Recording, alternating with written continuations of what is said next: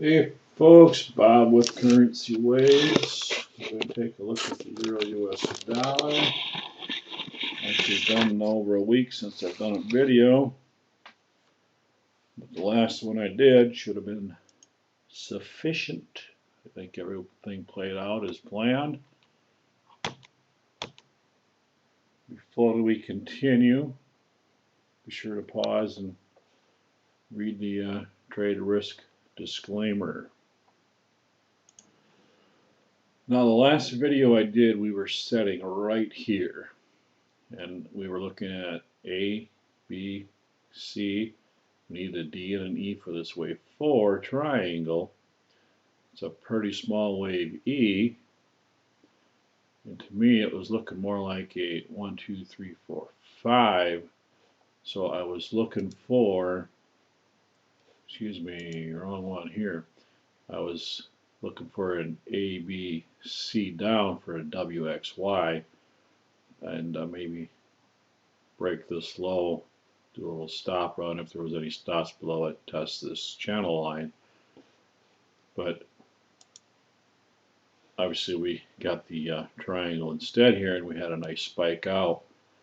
The bearish count I was showing at the time was an ABC with AB, then 1, 2, 1, 2, 3, 4, 5 for 3, the fourth wave triangle, and we needed a spike out for the 5 of C here, and that would have given us a very nice almost 20 C equal A and a perfect 5 equals 1, where this circle 5 equals this 1. Following this, we needed 5 waves down for this count to be valid. Obviously, we did not get that. We had a nice start with a 1, 2. It looked like we could have a 3 here. But the move back above 25.57 here kind of wiped that out. Could still had a 1, 2, 1, 2, but then again a move above the 26.40 here, this wave 5 high, wipe that idea out. The bullish count I was showing was the 1, 2, 1, 2, and then a 1, 2, 3, 4, 5 for 3, and then we needed the 4 and 5, which is the one that played out. There is still a bearish count here, but really it's basically the same right now as this bullish count. Pretty much, you're just looking for a deeper wave pullback here for this count, where it could be wave 1 or A, and that's right here, where I'm just looking for a 1, 2, 3, 4, and a 5 up into 29, 1.290628. That count would give us a C equals 161.8 of A, and it would be an extended fifth wave, where wave 5, the circle 5 here, would equal 1 through 3 for an extended fifth wave. This count would fit nicely with this, where we have this triangle with E wave ending here. So we have a B wave triangle. We have 1, 2, and we're looking for 3, 4, 5. One thing I want to mention here quick, in that last video,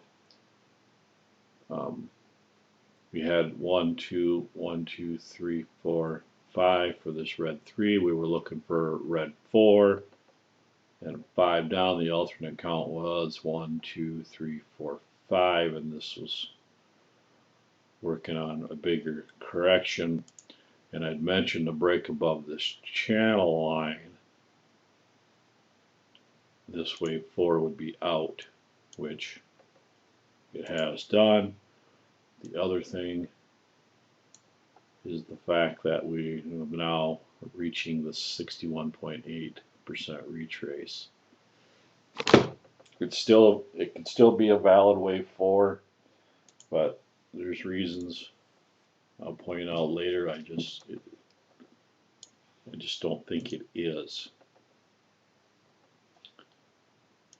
Okay, so again, 1, 2, 3, 4, 5. This for a wave 1. This could be a wave 2, 3, 4, 5. On the bullish side, where I have this as 1 or A, we're looking for. We need at least say a fourth wave, some consolidation for a fourth wave, then a fifth wave up here for 3, then a deeper pullback wave 4, and a wave 5 up. On this chart, Thursday, we have the FOMC meeting. So throughout the week, I'm thinking it's just going to be a sideways consolidation, maybe a pop into the FOMC on Thursday or after the meeting before we top out in either account here on Thursday, and then I'll move down. Now with this bullish count, this could be A of this E leg here. We can have an A, B, C. But we could also have same thing here with the A, B, C. It's just not the triangle count. And there is even a more bullish count here that says this is A, B, C for A. We got an A, B, C up for A of this red B. And we have A, B, C down for B, and then we're looking for the C wave up. So that's where this could be a 1 rather than an A. So I haven't pointed this count out yet. I'm not too concerned with that yet. We'll see what happens here, but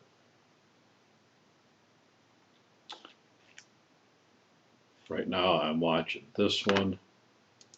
Then I want to see if this is an A or if it is this, in fact, this wave 2. Like I say, it could go either way yet. We could have 1, 2, 1, 2, or this could be A, B, C for A. And this is just a strong, long wave C. One thing I do want to point out that is leaning me towards the bullish side and not this wave 2, if I can find it, is right here. The fact that we have broken this channel, this trend line on the RSI, has me leaning towards a more bullish count and much higher in the euro rather than this wave 2. As we can see here, we had an A, B, C up. If we look at the RSI, we had A, B, C in the RSI. And then when it broke, we had a nice little spike down. We had an A, B, C up for this leg. So we have A, B, C in the RSI. It broke this channel line right around the 50. And we had a nice move down again. And here we have basically the same thing with a W, X, and a Y. We have the W. The X is, it doesn't fit as perfect as these legs do, but same thing, you got a 3-wave move down and a trend line break. So that's something we need to keep in mind. But I guess the thing I will be watching for is to see what we get after this count is complete. Whether we get just a 3-wave move down, test this channel line here, and then move higher. if we only get a 3-wave move down and retest this broken channel line, then we'd be looking at 3 or C out of here. If we see a 5-wave move down and breaks back below this channel line, then we could be looking at that wave 2 up. But like I say, right now, I'm kind of leaning towards the bullish side where this is A or 1. And we're going to see a 3-wave move down for B or 2. All right.